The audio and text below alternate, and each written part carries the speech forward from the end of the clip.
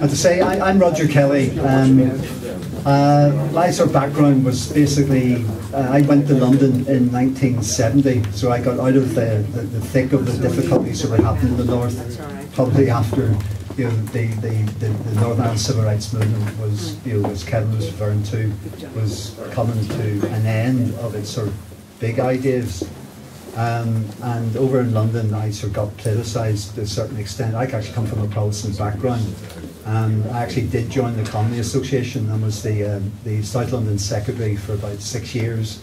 I was on the national executive of the Comedy Association with Desmond for about 8 years as well. And in introducing this session, because obviously this morning's session was very interesting about the formation of the civil rights and the issues that it went through. But 50 years later, that's where we are.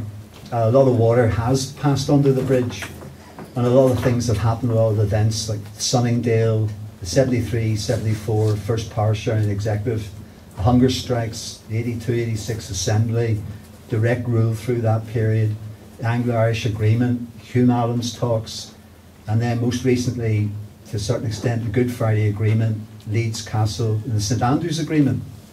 And then the Fresh Start Stormont House talks.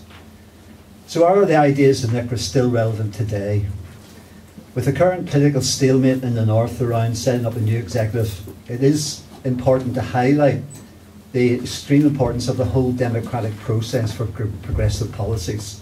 And while it was acknowledged this morning that a lot of the original demands made by the civil rights movement around jobs and housing were accomplished to a certain extent, and a lot of legislation have been brought into the north and has made it a much more equal society, there's still obviously outstanding issues which is involved in the current deadlock.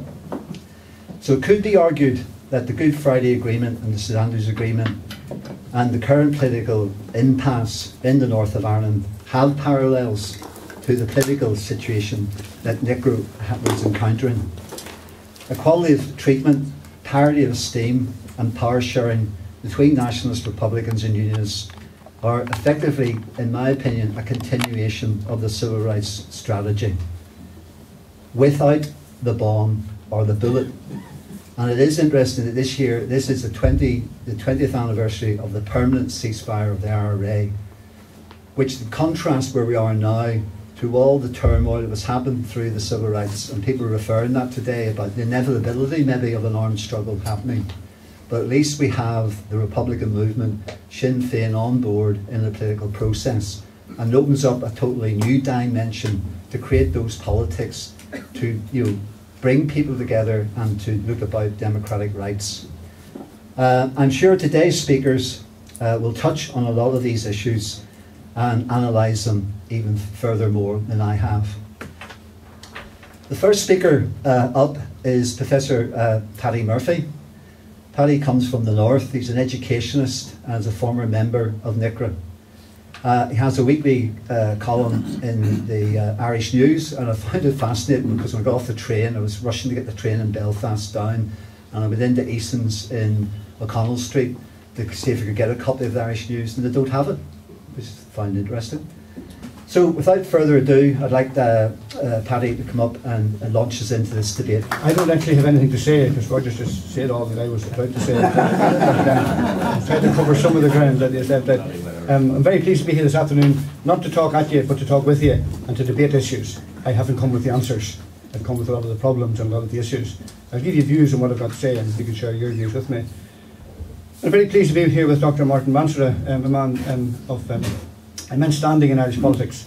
This man we've never actually met before, but we are acquainted, because occasionally Dr. Mansura writes to the Irish News and disagrees with what I say.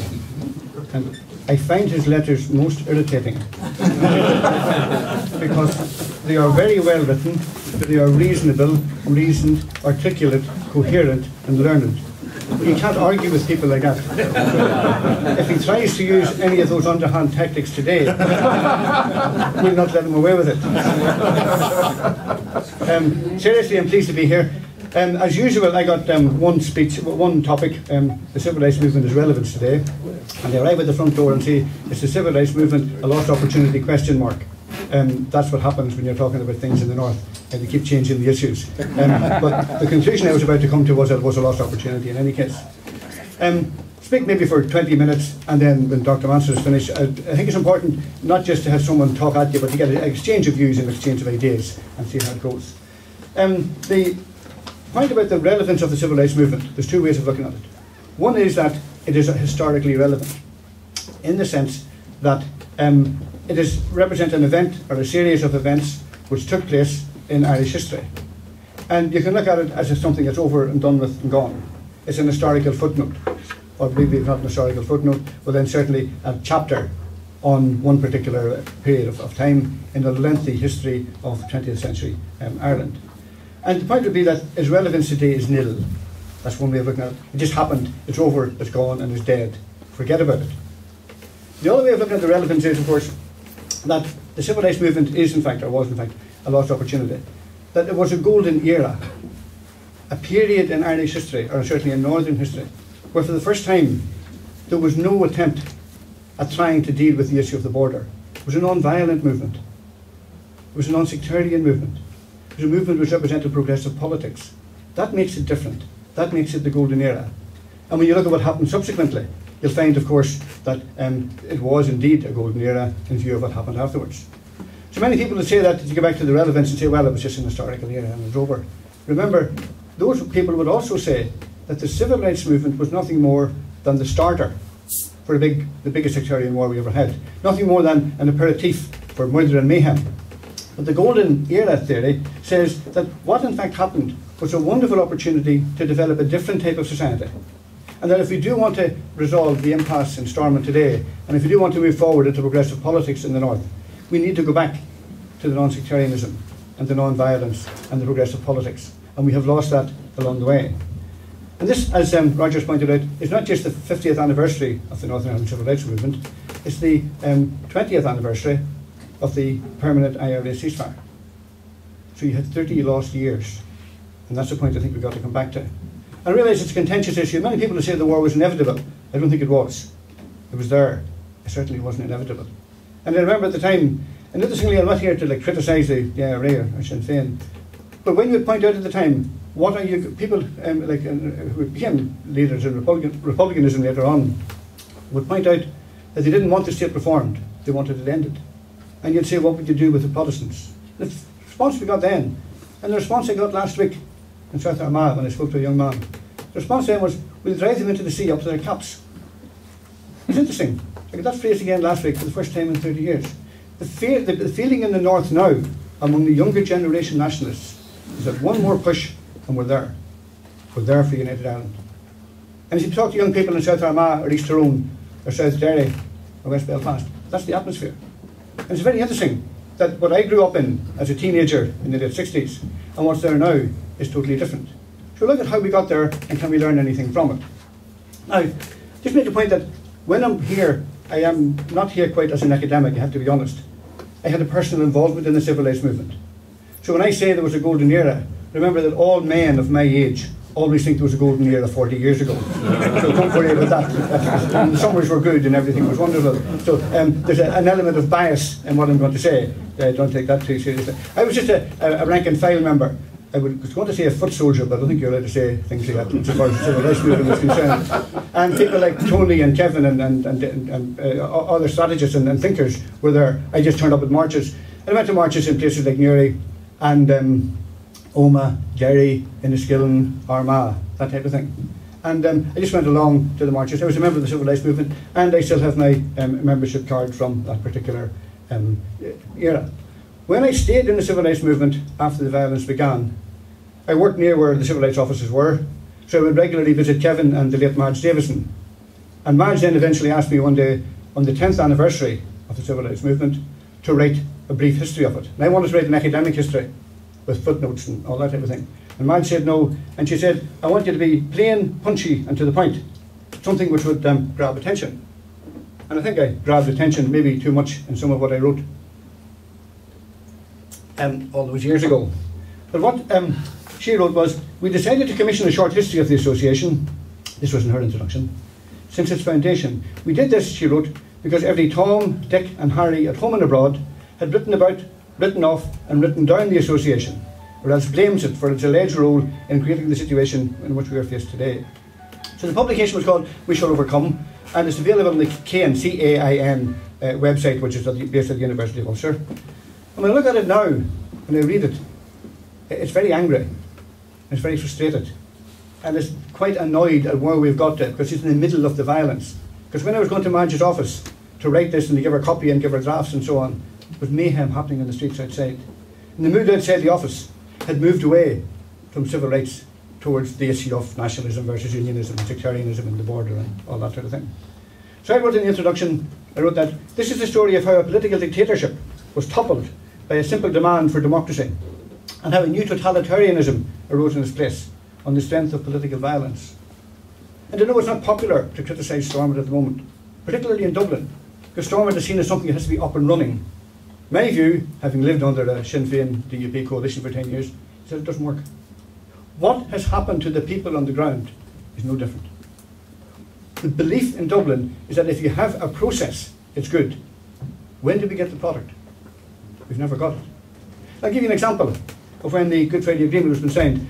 I was the head of the largest college in Northern Ireland at the time, roughly the equivalent of DIT. And Mo Molan came along to ask me could I bring her around with various dignitaries to speak to the students to get them to vote in favour of the Good Friday Agreement. And she explained it, and I said, yeah, this is grand. When do we get the social and economic bit? Oh, she said, that'll have to wait. I said, right, that's what Devil Lara said. Labour must wait. Nothing happened in the North. The Good Friday Agreement didn't contain a single social or economic issue. It was to do with parties coming together. And it worked, that was fine. But we never got the outcome. And to this day, we haven't got the outcome. So my point would be that we have, in fact, had that lost opportunity and failing to recognise that the type of society we were trying to build from NICRA never quite materialised because the war intervened. And the peace was really a political settlement of the war, not an outcome of the demand for civil rights. So how did it all begin? Well, I think there were three main factors which focused on the civil rights movement in terms of its origins. There were many, of course, but I think there were three main ones. The first one was education, and I would say that coming from where my career has been. But the 1947 Education Act brought for the first time free education. And that, oddly enough, if you like, empowered Catholics more than Protestants. And I worked in Belfast, and as the head of the college I was there, we ran community education in 100 out centres across Belfast. And in West Belfast, in the Falls Road, they paid the hand off you for community education. And if you didn't have the courses running, you had something, Jerry Adams bring up and complain. On the Shankill, there was no demand. And I can remember, but 1990 roughly, being in a community centre on the Shankill Road and giving out awards to people from that area for basic educational attainment. And there were 110 people in the room, and I was the only man. And when I went outside afterwards, having given out the certificates, all the men in the Shankill were protesting whatever they were protesting about, the latest loyalist protest, whatever it was. And when the senior manager would come to me and say about the courses and how they were going, they would say their tutors are coming back from the Shankill, and they're saying, when they would visit women in their homes to help them with their work, the women would say, if my man comes in, tell him you're from social services, because if you tell him you're from education, I'll get a hiding after you go. And that's still the attitude among Protestants in terms of education. And young Protestant males are still major underachievers in the education system in the North. So the education system, the free education system, which brought people like me, the first generation into universities, produced a new era of people who could argue and articulate and recognise grievances and demand change and explain the arguments for the change. There was a new generation of people, which interestingly enough simply affected Catholics to a large extent. Because during the Troubles, when we would send tutors into Lancash, the Republicans would come out with A-levels and degrees and PhDs and so on. The Loyalists were doing bodybuilding. I have no idea why that is. But when you look at the civil rights movement and you wonder where did it come from, that's where it came from. And the Protestants, to a large extent, the working class Protestants, were working in the shipyard, in Sirocco, in Mackey's, where they were sure of a job, a skilled job. But the Catholics went towards the education aspect. So that the civil rights movement really grew to some extent from a new attitude to education. And when you look at it today, funny enough, the Protestants still haven't caught up. There's still not the same demand. I never in all my time working in Belfast got a phone call from a unionist politician demanding a course or complaining about this or asking about that. And I don't understand that, and I still don't know why. That will explain to some extent where the civil rights movement came from. You'll also recognise that at the same time, whereas Sean Lemass and T.K. Whittaker get a lot of praise for developing the southern economy, in the north, about 1964, there was the Wilson Report, which was similar in idea of bringing in foreign investment into the north. And you can see that that at the same time was bringing some of the unionist hierarchy in the direction of civil rights, so you could develop, if you like, a society which could be more tolerant and could be more normal in terms of politics. So that was the first aspect, it was education. The second one was the IRA. And you don't ask which IRA, just never mind, we'll go through that later. And we've had several of them, but we just did the IRA at that time. But life was much simpler, you only had one. Now you can have any one you want in Belfast, and you can form your own IRA anytime you want. It's a bit like the Presbyterian Church. You really keep breaking off and doing their own thing. When the 1962 IRA campaign ended, there was a rethink. And the rethink suggested roughly this doesn't work. For example, Sean Cronin, who was later a wonderful journalist in the Irish Times, as chief of staff of the IRA, apparently had wonderful pictures from people who knew him very well. Wonderful great big maps of how they were going to capture territory and invade Fermanagh and take land, a bit like invading Poland in a way. But there's no mention of people. So Cronin had these maps of green areas where they would take and hold. The IRA was fighting that, and I was over there thought, it doesn't work. And the rethink was perhaps best epitomised by the then editor of the United Irishman, Dennis Foley, wrote an editorial in 1965, Mara Happel, which meant like live horse and you'll get grass. And for the first time he argued that the Republicans do not need to wait for a united Ireland to begin making social and economic progress for the Irish people. Traditionally the argument had been, when we get the united Ireland, everything will be fine. He made the point, no, we've got to be involved now in social and economic issues before we get to united Ireland. In fact, that'll probably bring us, if anything, to united Ireland. But the downside was, of course, that in the north, you had to argue and say, well, we want society to change here. We don't want the state to be abolished, certainly not immediately. We've got to change this type of society we have within the north, and that was where the civil rights movement obviously would have been supported. So the IRA supported the civil rights movement, and the IRA took part in the early marches. And you knew when the IRA were there, the IRA man was the man marching in step with the fellow in front of him, right on the outside of the march. And there was some, they prevented violence. But there was one march where violence actually broke out. And I was at it, and that was in Newry, outside where the Savoy Cinema used to be. We came down Monaghan Street, we weren't allowed to turn into Merchants Quay. I looked at it recently in an old archive, no one was coming here today. I'm glad to know that in the cinema, they were showing the Green Berets, John Wayne's film, the propaganda film. Although some people might argue that all John Wayne films are propaganda films, but we'll not go there. We'll not go there today. But the Savoy Cinema had been blown up in 1953 when they showed newsreel coverage of the Queen's coronation. And Joe Campbell from Newry served 10 years in the Crumlin Road for blowing up the Savoy Cinema. And if you look at the old newsreel, there in the front row, with a Stuart's armband, holding people back from the RUC, is Joe Campbell. The IRA had turned. They were now arguing for the beginning of civil rights rather than an end to the state. And that represents a huge departure from what had previously gone on. Now, the point about that, of course, was to also give you an idea of the civil rights movement. It wasn't as disciplined as you might think now. Because at that march, I'll tell you an interesting, but I found an interesting story, was people weren't sure whether to push on through the RUC cordon or go back or whatever to do. And one fellow jumped up on the wall and said, "People of Newry," and before he could say anything else, he was rudely interrupted by words like "clear off," although not quite that word, but a similar word. "You're not from Newry, you're from Belfast." So the next guy jumped up. He was from Bestwick, which was about 2 miles away. And he said, "I'm from Newry." And the word was, "Clear off, you're not from Newry, you're from Bestwick." So unless you're actually born at the point where the Savoy Cinema was, you had no legitimacy. But he was from Bestwick, and he was even seen as more annoying than the person from Belfast, which goes to prove Patrick Kavanagh's point that the greatest bastards in the world always live in the next parish. that was his problem. But you can see that the 1947 Education Act maybe hadn't reached everybody in the civil rights movement by that time, but never mind. Now, the third feature, which is probably the most important, is that what those two things, the education area and the IRA, needed to fit within was a conceptual framework, a theory, an ideological position. And that, of course, came to a large extent from Desmond Greaves, whom we're here today to honour and respect and commemorate. And much of it, there was this sort of, if you like, this concept for the first time that the state, its existence was not an issue, it was how the state was run.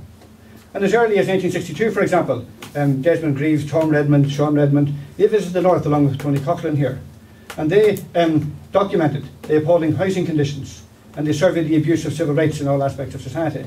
And the Colony Association in Britain at that time, in the early 60s, was already marching in relation to civil rights in Northern Ireland. And the National Council for Civil Liberties produced a programme for civil liberties in the North. And when NICLA was founded in 1967, it followed that template. So you've got to understand that although things were happening on the ground in the North, you needed a theory or a concept or an idea as to how to drive it. And when the campaign, what the campaign said was, if we're British, give us British rights. Now, that, up to that point, that had never been said before. So, for example, in 1945, when Northern Nationalist MPs formed the Anti-Partition League, De Valera supported it. And what they said was a lovely phrase. They said that the partition of Ireland was unjust and absurd, which was probably a very good point, but it wasn't going to get you very far, because obviously somebody else would say, no, it's not, and I wasn't sure where you go with the argument after that. So when De Valera visited Birmingham in 1949, interestingly, I didn't know this before, but the booklet marking his visit contained a quote from the National Council of Civil Liberties in 1936. I didn't even know the National Council for Civil Liberties had been formed in 1936. And they said, we would regard the Special Powers Act as nothing otherwise than totally un-British. And that was an interesting point, that was there. And while they were saying that, Sean Russell, the Chief of Staff of the IRA, was planning his Bohemian campaign in England. And members of the National Council for Civil Liberties at that time included Norman Bevan, A.P. Herbert, E.M. Foster, A.A. Milne, who wrote Winnie the Pooh, J.B. Priestley, Bertrand Russell. It was an interesting idea that was there, and yet that idea was not developed until the Connolly Association began the same progress and the same development in 1962. And they recognised that the solution to the Northern problem was civil rights for all. So we began to march in the North. And what happened, of course, when NICLA was formed and the civil rights movement began, is there were two reactions. One came from the Unionist side, and one came from what might be called the Nationalist side. The Unionist side was spearheaded by Ian Paisley. And again, I know I'm speaking to a Dublin audience. Ian Paisley is a Latter-day Saint. I can assure you, from our point of view in the North, it was very different in those days. Ian Paisley was a bigot, an unreformed bigot, an absolute, if you like, divisive force, who simply was trying all the time to achieve political power. And I've written in the paper that when Paisley threw snowballs at the car bringing Sean Lemass to Stormont, Paisley's only concern wasn't that Sean Lemass was coming. Paisley's only concern was that he wasn't in the car. And we have a very poor view of Ian Paisley, which will not be popular and offend people. I'm sorry about that. But Ian Paisley caused more trouble in the North than any other individual on the Unionist side, and it was an appalling vista of what he went through. However, O'Neill, on the other hand, the more respected unionism, O'Neill was probably a very nice man, very badly out of his depth. And he was a prisoner of the Paisleys, because unionism was founded on the concept of not an inch, and Paisley was there as if like the barometer, saying not an inch, and if anybody moved an inch, they weren't allowed to get the breathing from Paisley's point of view. The man who finished up chuckling with Martin McGuinness, so certainly someone I wouldn't have great respect for. Now, on the nationalist side, the reactions were slightly different. I know that the People's Democracy wouldn't like to be called as being on the nationalist side, but from that side, if you like, generally came this idea of the civil rights movement wasn't enough, we've got to push past civil rights for revolution. And they did, in my view, quite a lot of harm. In 1969, January 1969, they organised a march from Belfast to Derry, through the heartland of unionism, through rural unionist areas, which caused immense sectarian heightened sectarian tension immensely. And they even tried at one point to organise a march from Belfast city centre to Stormont, through the heart of Loyalist Belfast. And the argument was they were pushing for revolution. There's nothing wrong with pushing for revolution, but you don't do it in East Belfast. East Belfast doesn't do revolution. Nothing big at all. So that the People's Democracy, to a large extent, drove the civil rights movement in a particular, tried to drive the civil rights movement in a particular direction. And they were maybe not as conscious of the Northern Ireland Civil Rights Association would be of sectarianism and the impact of what you're doing. That was one direction. The other thing, of course, was the SDLP were formed.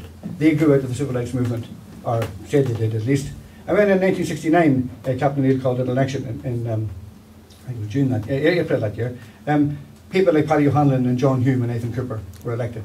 And the civil rights SDLP was formed the following year. But at the same time, the first bombs were going off.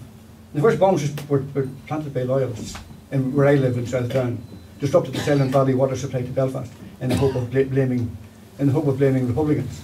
And one of the men I knew who was involved in that was from prison for it. And his attitude later was that he was sorry he'd ever heard of Ian Paisley. Decent man, stonemason, very nice man. His family later built a lot of walls along the M50 as stonemasons. But you'll find that the SDLP then were saying you can't achieve civil rights without going into power. You need political power and storm it, which was a valid enough argument to some extent, but it meant that the civil rights movement was no longer a mass movement. And the SDLP, being a sectarian party, it tended to maybe sectarianise civil rights, but you understand what they were doing. You must remember the SDLP. They used to exist until quite recently, and they have largely gone. The SDLP is in absolute disarray, and there's very little there, and there's very little hope for them. You can have your own views on them. Most of them are civil people, I know a lot of them, but the party is in dire straits. And if there's another election before the next Stormont is convened, they'll do even worse, which is interesting as to how things have turned out. Now, when in 1969 the loyalist violence erupted, we found that suddenly the civil rights movement became to some extent slightly redundant. But by the same token, August 69 and onwards was when the civil rights movement made its greatest gains. I'll give you an example. The Hunt report in October that year said that the B specials were to be replaced and the RUC disarmed. Disarming the RUC was a huge achievement. 50 years after the IRA had shot dead 2 RIC officers, Solihull Beg and Dr. Masters, Tipperary, 50 years after the War of Independence began, the RUC were disarmed. Not by IRA, but by NICRA. It was quite an achievement to have an unarmed police force. At the same time, the electoral law bill was given a second reading in Stormont, designed to bring in one man, one vote. Other reforms included the appointment of a Minister for Community Relations, a Commissioner for Complaints, an inquiry into allegations of discrimination, inquiries into incitement to religious hatred, anti-discrimination clauses in local government, public bodies make a declaration of equality of employment opportunity, and local government staff commission to advise on filling senior posts, and of course housing was taken away from local authorities, local councils, and given to a brand new body, perhaps the finest public body we ever had in the North, the Northern Ireland Housing Executive. Wonderful example, and I taught people them for many years. We taught them social policy and urban sociology and developing areas of Belfast. And they were wonderful people, wonderful students, like mature men and women, and it was a wonderful organisation. And I'll tell you about it again later before I finish. So now, the civil rights movement had achieved something. But the difficulty was that that was as good as we'd probably get for NICRA. Because in the autumn of 1969, and then the IRA split in Belfast, and in January of 1970, Sinn Féin split here in Dublin. Of all places, in the Intercontinental Hotel, it was a wonderful place for a split. I looked back to the splits in the 1930s, and you didn't have quite that upmarket image that the 1970 split had. It showed that the IRA had made progress in all of those years. But you'll find that, you see, when in 1970 the Conservative government were elected, the attitude of the British government changed. And you may remember, or certainly maybe not old enough, I can remember it quite well, and having been there, the British Army invaded the Lower Falls, did just a curfew for 2 days, and killed 5 civilians. They were sticking the boot in. When it was over, some of the Unionist MPs, some of the Unionist ministers from Stormont toured the Lower Falls in the back of the British Army jeep. It gave maybe not quite the right signal to people advocating civil rights. How did you respond to that? What did you say? How did you convince people that the way to do this is non-violence? What do you do? So the IRA campaign began. Now, some people will say it was inevitable. I don't think it was. I understand why it happened. I can remember talking to Republicans after the Bombay State burnings. And they were saying, the next time there are buildings burned in Belfast, we're going to be burning Royal Avenue. Which made sense in a way, but in another way, it was absolutely counterproductive. But that's what they did, and I can see where they came from and what they were doing, why they were doing it. So that the civil rights movement then moved from being like a mass movement more into being like a civil rights watchdog, more into being what the National Council for Civil Liberties were. And you'll find that when in 1970 the Civil Rights Association organised a march in Enniskillen, the SDLP wouldn't support it. They said it would do more harm than good. Their argument was that it could be counterproductive in sectarian terms, which was fair enough, I can see their point. But now the SDLP weren't supporting the civil rights movement. So the nationalism was now represented by the armed wing in the IRA and the SDLP in Stormont. Within 3-4 years, we were back nearly to where we started, which was interesting. And yeah, it's not a matter of blaming people. I'm trying to sort of explain it. And you have your own view on whether people should have done what they did and so on. But the state struck first in this sort of hiatus with internment. And it's very pleasant to see we have 2 former internees here today, say Kevin McCurry and Seamus O'Toole down at the back, another former readily paid Irishman. Seamus was the man who actually got the word out for the Irish Times what the internment process was like. And he smuggled out letters from Crumlin Road, and he made such a nuisance of himself that I think they eventually let him out, which was fair enough. There's a very famous phrase said to me in Belfast recently. A man told me about a woman, it's a terrible chip on her shoulder. I said, what was wrong with her? He said, she never forgave the British Army for what they did to her. I said, what did they do to her? She said, they didn't intern her. That's just Belfast humour for you. So when the British government were fighting the civil rights movement, it's very embarrassing and very difficult. Very difficult to say you are battling people off the streets because they're demanding civil rights. But the British government could fight the IRA. That was an easy one. These were terrorists. And that was an easy thing to do. And gradually, some of Nicola's victories were eroded. You see, the Stormont disappeared in 1972. Our new local government system had Stormont at the top tier. We brought in a new local government system without Stormont. It wasn't there. The IRA said it was a victory. Nicholas said it wasn't. The Special Powers Act had gone, but the Conservative government brought in the Emergency Powers Act. What was the difference? The UDR replaced the B specials. And the SDLP said, like De Valera and Mulholland, the civil rights would have to wait. They wanted a political settlement before they would carry the civil rights banner again. And so the dirty sectarian war rumbled on. And the British Army, the British government, to a large extent, which is only becoming clear now, even though I've advocated this for a long time, the British Army controlled both sides very often. But there's informers in the IRA, maybe as many as 25%, some say even more. And with this loyalist murder gang in Glenanne and other places, controlling loyalist paramilitaries, and with loyalist informers, the British Army, to a large extent, and the British government, kept the war going. And suddenly they became the peacemakers at the end of it. And that's a view that many people also might disagree with. People might be more benign towards the British government. I would certainly have slight reservations about them. So what's Nicola's relevance today? Well, what it tells you is that you can organise in the north. For the first time since the 1932 outdoor relief riots in Belfast, Protestants and Catholics have got together. Only for a short time. It didn't last long. Accept that. But it does give you an idea as to what you think should be the way forward in the north. And for the past 10 years, I've lived under a DUP Sinn Féin coalition. And it hasn't been very pleasant. Education has been decimated. The health service has been run down very badly. Social services, social security payments have been cut. And interestingly enough, one of the interesting things which nobody's noticed in the north, I've written about it and nobody's replied, they changed the local government system. After the civil rights movement, the McRory report gave us 26 district councils, 26 major towns with a catchment area around them. Sinn Féin and the DUP said, no, we don't like that, there's too many.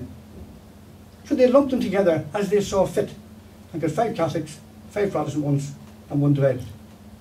So today, in local government in the north, the biggest gerrymander ever seen in the north, Crossmaglen is in the same local government area as Saintfield, which is 8 miles from East Belfast.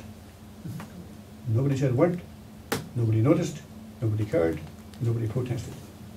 It's a different society we have now, because the fear of violence is still there. You don't do anything which will upset the peace. And the peace, to my view, was grand. It was the wrong peace. There's nothing wrong with peace. It was the wrong war, it was the wrong peace, and now we've got the wrong politics. But that's my view, and you can then debate that and argue with me on that particular point later on. So the final point would be then, is that if you look at what's happened as well, the housing executive, that wonderful body that transformed housing in Belfast, is largely gone. It's been replaced by housing associations, which tend to be commercial operations. Get private finance to build social housing, and there's a huge shortage of social housing in the north. We have a huge housing crisis, but nobody's tackled that. And what you'll find is, of course, that the turning point in all of that was Bloody Sunday. Because whereas the British government couldn't face the civil rights movement, they could face the IRA. They drove the civil rights movement off the streets and cleared the way for an all-out war with the IRA. The IRA took the bait with both hands, and 30 years later agreed that partition wasn't such a bad idea after all. Which is what they say now. And 30 years later they say, what we fought for was equality, and what we want now is a border poll. Most people could have got a border poll by throwing stone. I'm sorry, that may seem harsh, may seem hard, but when you live through the violence in the north, and when you see the present state of society there, it would be quite depressing. And you see, people say, Stormont was up and running, we want it up and running again. I don't particularly want it up and running. I like a Stormont that works, but the present Stormont can't work. Give you an example of what it's done. When you look at what they've done, there's a lot of scandals. NAMA has not been explained in the north. We don't know what happened. We do know that senior people appointed by the DUP and by Sinn Féin were involved in all sorts of dealings, but we don't know the details. The Red Sky contract, where Nelson McCausland of the DUP was giving money to his mates to do housing contracts. Charter Northern Ireland, which was again money for loyalist paramilitaries. The renewable heat scandal, and of course secretly appointed special advisors, subsidised food, dodgy expense claims, the lot. It's a poor system of government. And they had between them a £60 million social investment fund. They didn't spend it. It's still sitting there because they couldn't agree which community groups to give it to. And it was interesting that when I would write in the paper the Stormont wasn't working, the abuse you would get, particularly from Sinn Féin, would be pretty serious. Now it's fine for Sinn Féin to say the Stormont wasn't working. Although today, if you listen to what they're saying, by next week it may be wrong to criticise Sinn Féin, to criticise Stormont again. Things really are turning in a different way. And the final point I'd make is that Stormont, after 10 years, isn't really working. And Sinn Féin in particular missed a huge opportunity, particularly in the Good Friday Agreement. They decided to represent Catholics. They left the Protestant working class to the DUP. And to this day, they don't see themselves having any responsibility towards Protestants, which is an odd position for Republicans, but that's their position. And they have missed this opportunity to develop that particular idea. I would suggest that Stormont can't work. Stormont can't work for a couple of reasons. One is that it wasn't designed to work, it was designed to be. And if it bees, or if it exists, that's fine. There's no mechanism to produce a product. That bothers me. The second point is, of course, that Stormont, to a large extent, is based on sectarianism. When you went to Stormont, you have to say if you're a Protestant, well, you have to say if you're a unionist or a nationalist. The logic in that somehow escapes me. And finally, of course, I think that you'll notice in Stormont, and this is meant in no disrespectful way, there's very little talent. If you look at the Sinn Féin MPs, TDs here, they're good, sharp, really intelligent, capable people. If you look at what they've got in the north, it's generally recognised even in Sinn Féin that they're meant simply there as, if you like, ballast. They were not developed to criticise or analyse or complain about the Stormont system. They were there simply to push it through. And my view would be that if Martin McGuinness hadn't died, they would still be there. Nothing different would have changed. But however, that's another view.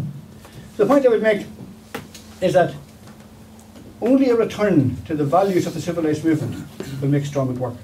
And only a return to those values will make Northern society work. And those values are not the values of the Good Friday Agreement.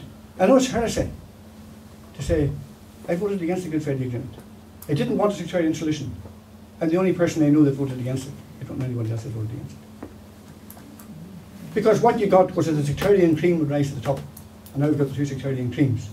And what we've got also is that Northern society, the values of the civil rights movement are not the values of the St Andrews Agreement. It said you had to have Protestants and Catholics in Stormont. And they're not the values of the undemocratic petition of concern in Stormont, which prevents legislation in relation to gay marriage, same-sex marriage. The civil rights movement was based on universal civil rights, that everyone should be treated equally. And that Stormont hasn't yet applied that particular principle to what it's doing.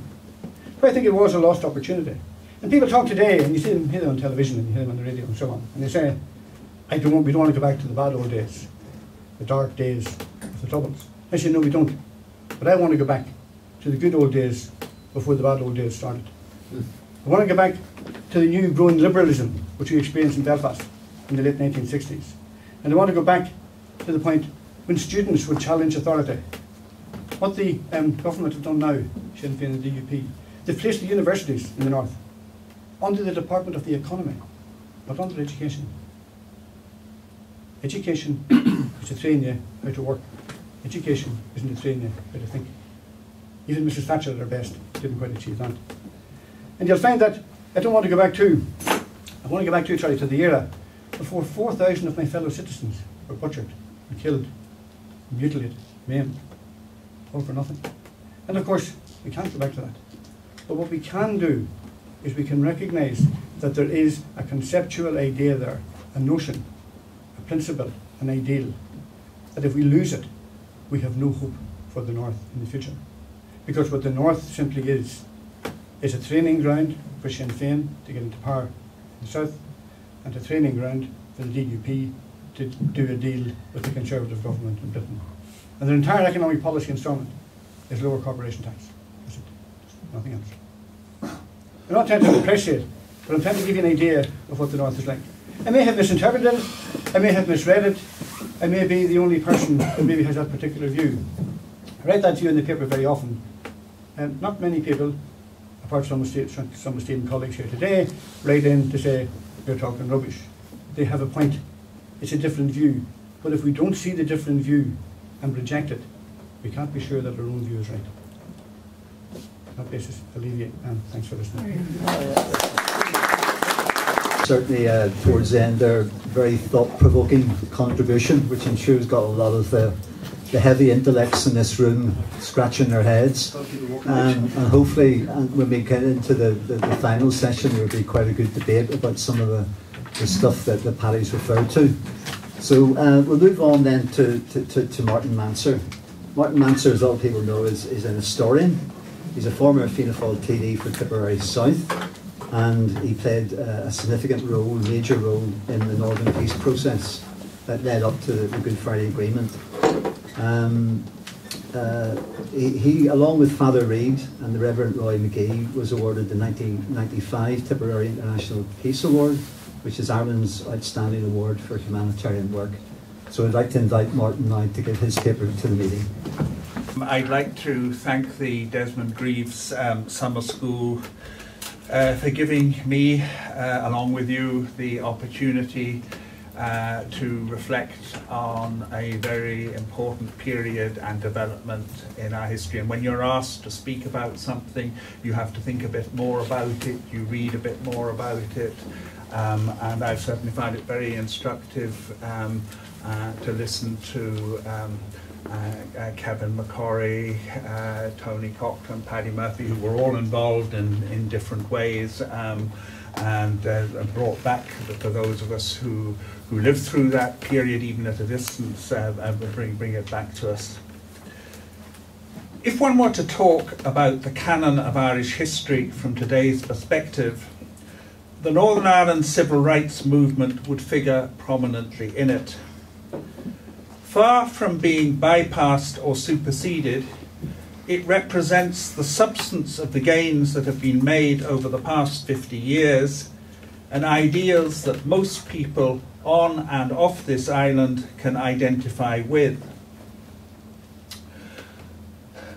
As I've said, all the other speakers were part of the genesis of the civil rights movement and or veterans of it.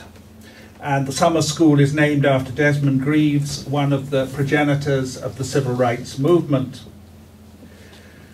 I only experienced the growing crisis at a distance, but nevertheless it was a key moment in my personal development.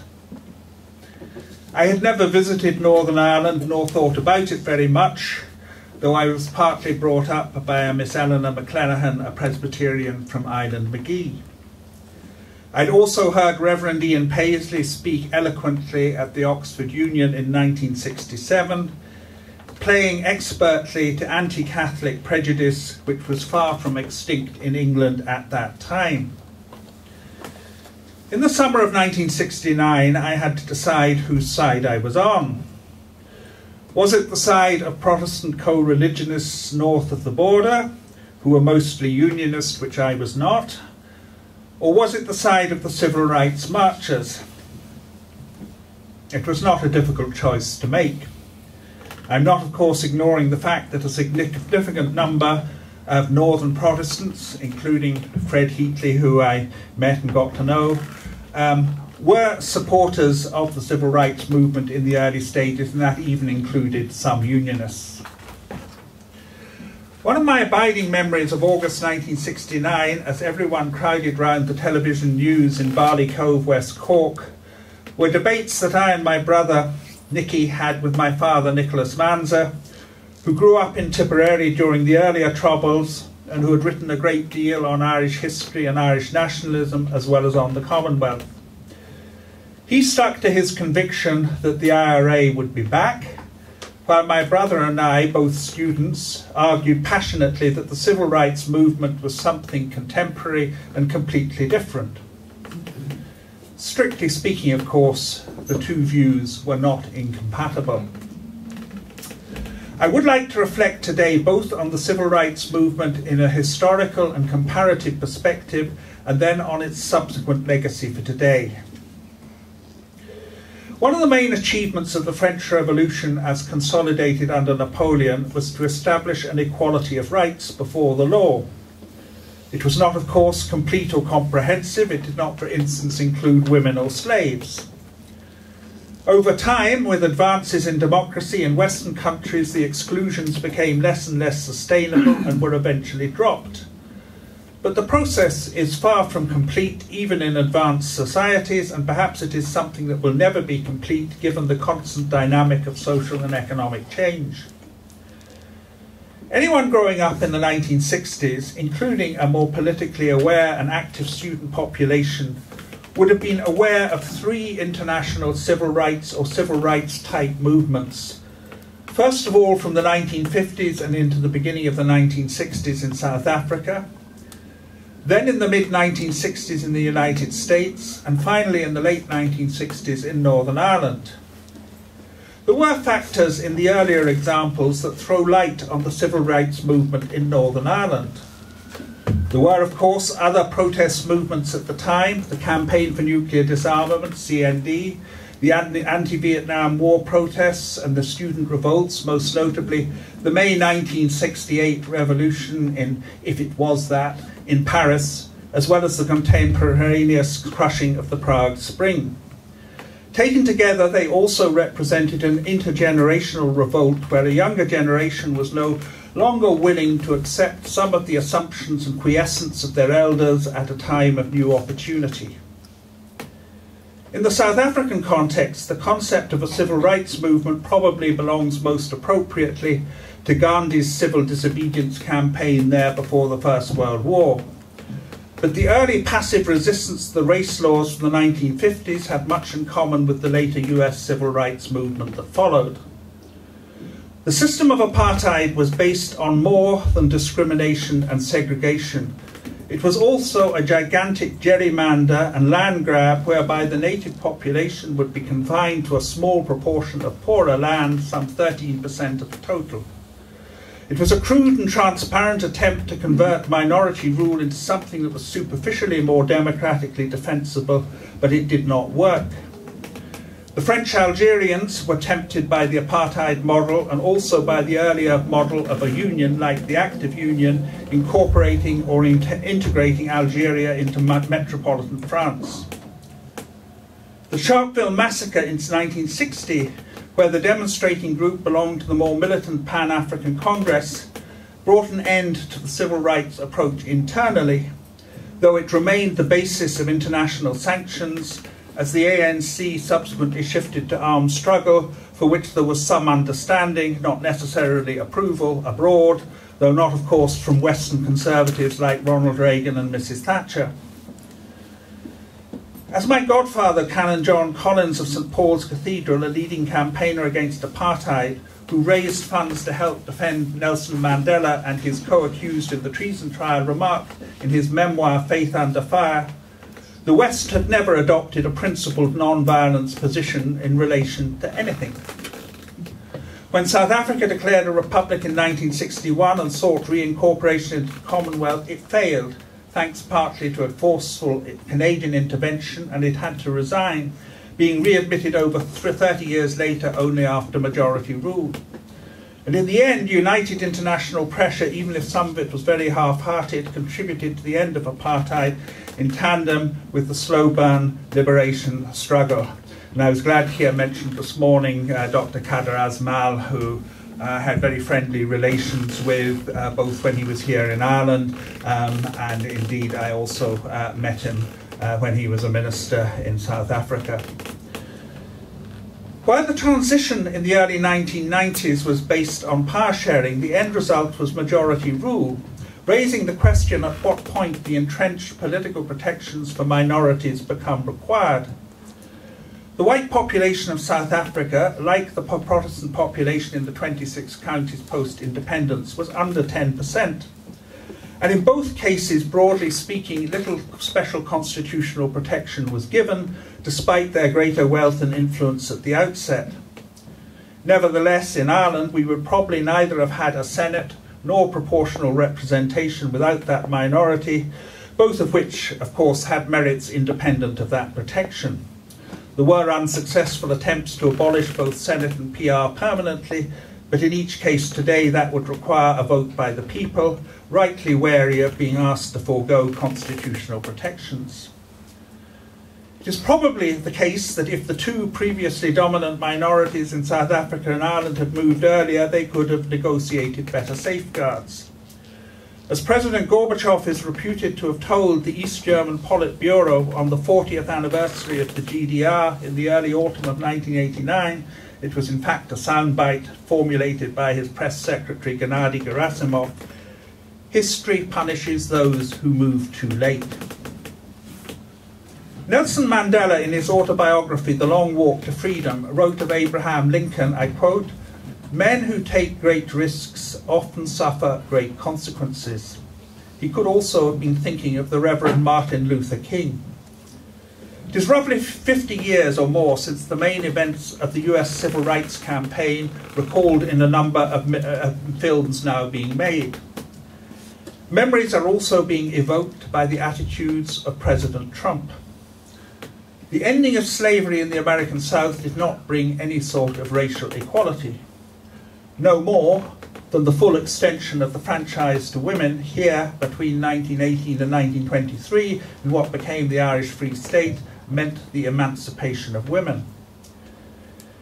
In his letter from Birmingham jail in April 1963 to disapproving fellow clergymen, Martin Luther King set out the purpose of direct action, and I quote, "Non-violent direct action seeks to create such a crisis and foster such a tension that a community which has constantly refused to negotiate is forced to confront the issue.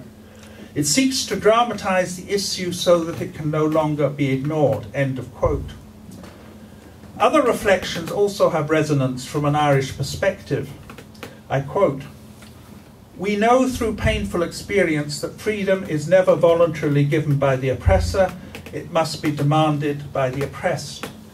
For years now I have heard the word wait. This wait has almost always meant never." End of quote.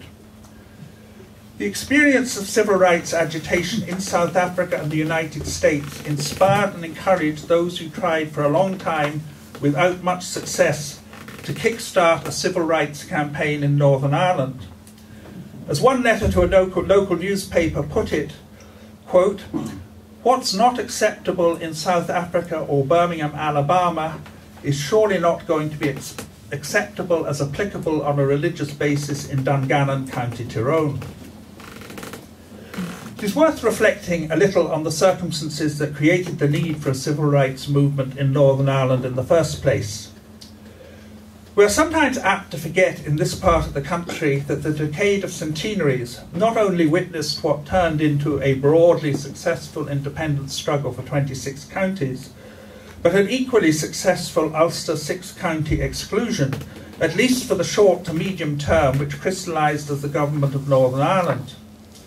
The area included the maximum number of Ulster Protestants and Unionists, even in counties and large towns where they were in a minority, but nearly everywhere, to a greater or lesser extent, the population of the two communities was, if not interspersed, contiguous. As the Catholic community had a greater propensity to grow than the Protestant one, the political discretion of the government was used to sit on that and, if possible, to incentivise Catholics to leave Northern Ireland. When my father was collecting material in 1936 for his book, The Government of Northern Ireland, A Study in Devolution, he had the opportunity to interview in the Ulster Club J.M. Andrews, Minister for Labour and future Prime Minister of Northern Ireland, though only briefly. He was only Prime Minister for 2 years, and the Attorney General, Anthony Babington. According to my father's unpublished notes, and I quote them, and I'll quote them slowly, both regarded diminishing number of RCs with undisguised satisfaction. A, that's Andrews, confident that they would be progressively eliminated. Babington hopeful, but a trifle anxious. The Communist Party of Northern Ireland was correct when it stated in 1962, and I quote, "In no other aspect of public affairs has the authority of the executive been abused so much as in civil, religious and democratic liberties. This is the outstanding feature which has enabled the Unionist Party to create divisions and govern unchallenged since the foundation of the Northern Ireland Parliament." As this comment makes clear, the constitutional issue and the civil rights one were interconnected. James Connolly and Cardinal Logue, among others, were appalled at the idea of putting the nationalist community in the north under, in effect, Orange rule. Section 5 of the Government of Ireland Act 1920, promising non-discrimination, had no further legislative backing and was neither legally enforceable nor politically enforced, as debates in the 1960s clarified. Indeed, Harold Wilson, when he was Prime Minister, said he preferred to have a quiet cup of tea with Northern Ireland ministers to discuss these issues. The Free State's Justice Minister, Kevin O'Higgins, at the time of the 1925 boundary agreement, remarked in Downing Street that Catholics in Northern Ireland were regressing to where they had been prior to Catholic emancipation. When my father wrote his book on Northern Ireland in 1936, he gave qualified approval to devolution as something that might be usefully extended to other parts of the UK, but also argued that it was vitiated by the failure of the Unionist government to do anything to reassure the minority, and that, quote, "when social and economic life is congealed by icy gusts of sectarian bitterness, when generosity was subordinate to party interest and there was a block on appointments on merit, meaning if the applicant was from the, inverted commas, wrong background, all these constituted severe handicaps." There were a few Unionists, like General Hugh Montgomery, founder of the Irish Association in 1938, and Bishop MacLeish, who were uneasy about the long-term sustainability of this, as well as the periodic clashes. De Valera and others were well informed about what was going on, but the constitutional aim of ending partition took precedence, as it did for the Nationalist Party. Its later leader, Eddie McAteer, called civil rights in the early 1960s a side issue.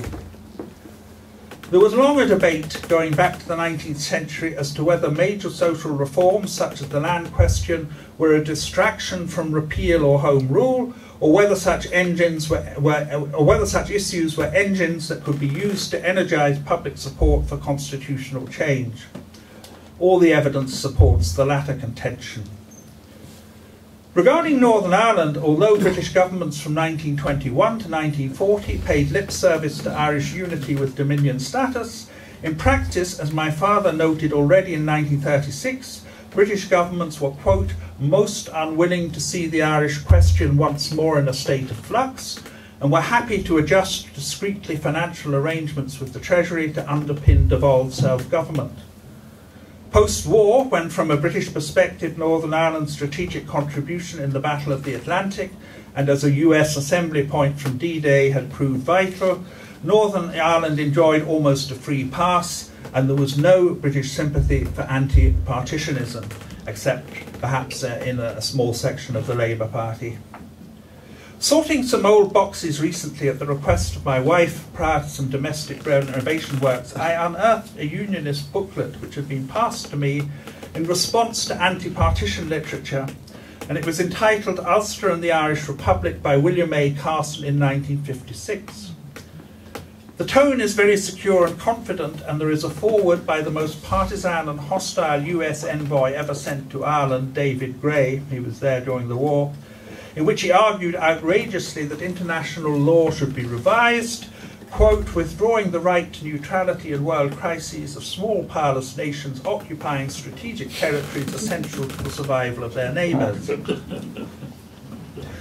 The booklet tended to glide over the question of discrimination, denying that there was gerrymandering of parliamentary constituencies, which was never the main charge, but not dealing with it at local government level. It hit back on many points: censorship in the Republic, church influence as shown in the mother and child controversy and Archbishop McQuaid's Trinity ban, pointing out that there was quite as much emergency legislation in the Republic as in Northern Ireland, its economic dependence and poor performance, and its non-membership of NATO. Undoubtedly, 1956 was a year when the Republic was at a low point and perhaps one of the more disadvantageous points of comparison. Lemass did not appear to have much empathy with Northern nationalists. While there was much merit in the Lemass-O'Neill meetings, they were far too slow burn to head off the rumbling dissatisfaction amongst nationalists. Terence O'Neill exemplified de Tocqueville's dictum that the most dangerous moment for an authoritarian ancien regime is when it begins to change, or when it begins to reform. France was never more peaceful or stable than in the first half of the 1780s, the calm before the storm. Gorbachev and the collapse of the Soviet Union is another obvious example. In the years 1968 to 72, and arguably for some years after that, Northern Ireland resembled a quasi-revolutionary situation, with all the dramas, the confusion, the cross-currents, personality clashes characteristic of that, and witnessed on a much more epic scale during the French and Russian revolutions. Civil rights were competing with social revolution, designed ideally for both parts of Ireland, and then renewed Republican armed struggle. As in 1798, there was a tension between non-sectarian ideals and communal solidarity. No doubt there were tactical mistakes and miscalculations, as well as inspired moves and a great deal of courage. The illusions of both the British and Irish governments were shattered. The British one was that the Irish question had long since been settled and that they could keep the lid indefinitely on the question of how Northern Ireland was governed. The Irish illusion was that lip service to reunification, half-heartedly pursued, was a panacea that would keep Northern Ireland on the back burner, and that if Britain could be persuaded to act as a persuader, unionism might fall into line. The contradictions in Irish policy threatened, particularly in the early 1970s, to become an existential crisis. In 1969, a lot of chickens came home to roost and highlighted the unpreparedness and glaring inadequacies of government policy on both sides of the Irish Sea, as well as of Stormont itself over a period of 50 years. Some important reforms were yielded relatively quickly, and they've been referred to: one man, one vote in local government, the reintroduction of PR except for Westminster elections, the establishment of an impartial housing executive, a first stab at fair employment reform, abolition of the B specials, and of Stormont itself, though there is some disagreement as to whether that was or wasn't desirable. The British change of government, the switch from the avuncular Home Secretary Jim Callaghan to the no-nonsense bullying of Ted Heath, was psychologically disastrous, and it gave the green light to British Army repression of protest, beginning with the Falls curfew. The Army, fresh from its counter-insurgency campaigns in far-flung former colonies away from the television cameras, was ready and eager to deploy some of the same techniques. The North soon found itself in the midst of an IRA campaign, renewed from where it had left off in the early 1920s, but operating in a quite different and much less favourable context. From the mid-1970s to the early 1990s, political initiatives from a British point of view were an adjunct for security policy, but the main path to a solution from an Irish government perspective were the political initiatives. Looking back in the midst of conflict, many people viewed the mainstream civil rights campaign as an honourable failure and as a missed opportunity. More right-wing and unionist critics are judging it as naive. I disagree.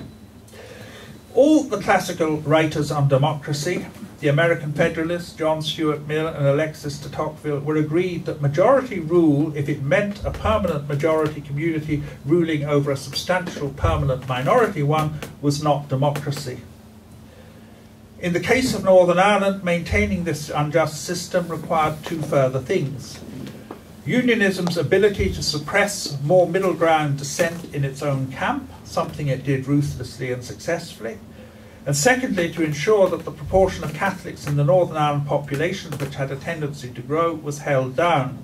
Again, something that was done pretty successfully from their point of view till the late 1960s. Once there could be more of a level playing field, that relationship began to change. And as a result of further changes, post-Anglo-Irish agreement and then the peace process, most matters in Northern Ireland can only be progressed by cross-community agreement, other than the constitutional position change, which requires the consent of a majority. This still leaves an advantage with those who prefer the status quo, but no side can afford to be totally immobile. Outside of unionism, nearly all political strands see themselves to a greater or lesser degree in some sense as heirs of the civil rights movement. The SDLP under Gerry Fitt and John Hume, Alliance, left-wing organisations and Sinn Féin. One of the problems that historians face is that only a speculative account can be given of counterfactual history. A lot of credit for progress is claimed by people or organisations on the basis that it happened on their watch, with the implicit assumption that all progress would have otherwise remained frozen in time at a point where an alternative force ceased to exert influence. Even if there had been a permanent ceasefire in 1972, much change would have taken place in the intervening period of 45 years, but what it would have consisted of, no one can say. There would be no unanimity outside the Republican movement for the proposition that the IRA campaign over the next 20 years and more, as well as the activity of smaller paramilitary groups, was the logical and necessary consequence of Bloody Sunday and 13 deaths arising from an anti-internment rally. History is not a morality tale.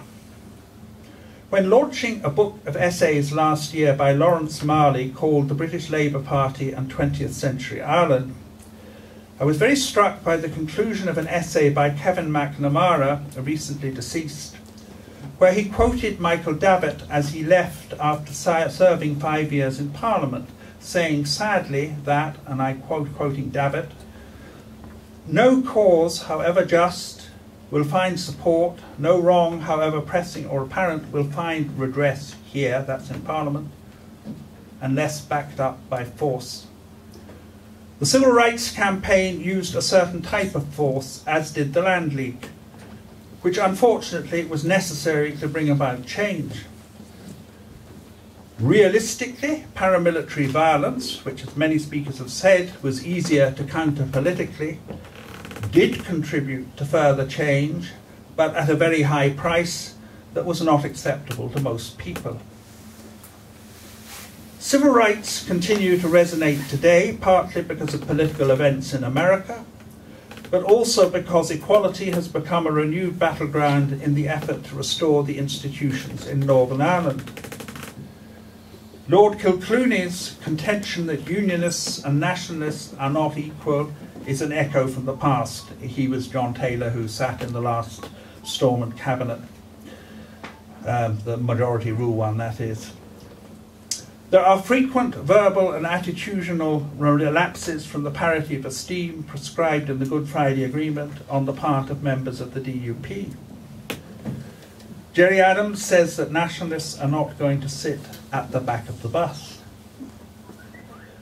The minority of paramilitaries still active on either side have no respect for anyone's civil or human rights.